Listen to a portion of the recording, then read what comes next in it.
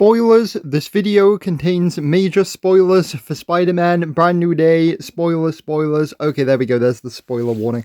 So I recently saw Spider-Man Brand New Day in the cinema, and genuinely, this is one of the best X-Men movies I've ever seen.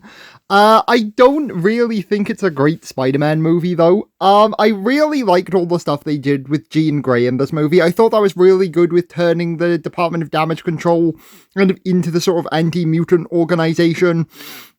I thought what they did with her sister was really good, and I kind of liked how they basically did the opposite of what the Fox movies were doing, of sort of starting her off with being evil and kind of effectively being the Phoenix, and then kind of redeeming at the end of the movie and realizing that, you know, Peter Parker is this nice guy and that there are people who care about her. I thought everything they did with that was great.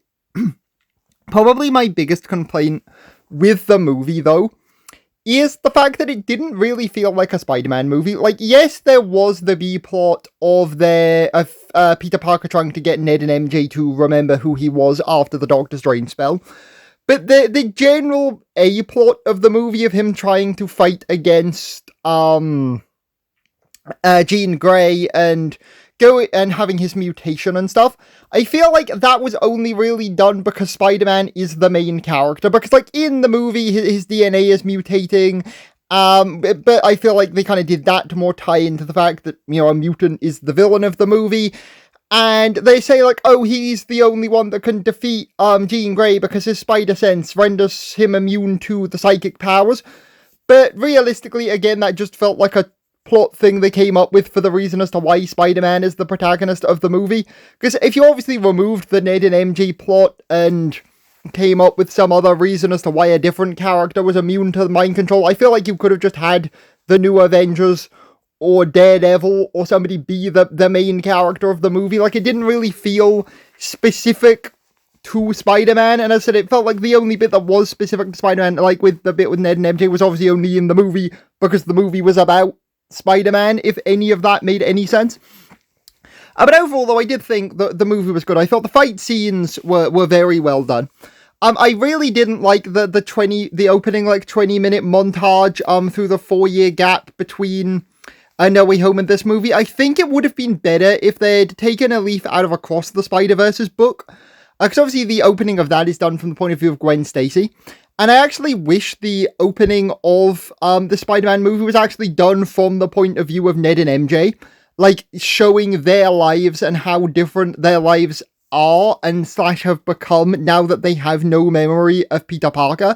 And then you could just, like, intermittently cut between, like, them attending some, you know, party and being super happy, and then it cuts to Peter Parker, like, in his apartment on his own being really miserable. Because I kind of didn't really feel... Because like, Peter's feeling really miserable because he's not with Ned and MJ. But the movie doesn't really do a good job, in my opinion, of showing what he's missing out on from not being with them. Like, I was going to say, I know he technically doesn't want different friends because he doesn't want to put people in danger because he's Spider-Man. But outside of that moral contrivance, there's technically no reason why he couldn't live, you know, a separate life and also, like be happy. So I thought that could have been done a bit better, but I think once we actually get to the bit of, like, the tank hijacking and really into the main plot of the movie, I think the movie is a lot better. And as I said, I do think it is, you know, a good movie. There, I thought the designs for some of the characters were pretty cool. Like, I actually really liked Scorpion's, design, and all the villains that were kind of in the montage at the start. I thought their design was good. I loved the Punisher in this movie. The Punisher was the best character in the movie. He was so funny in this movie. Punisher, peak character.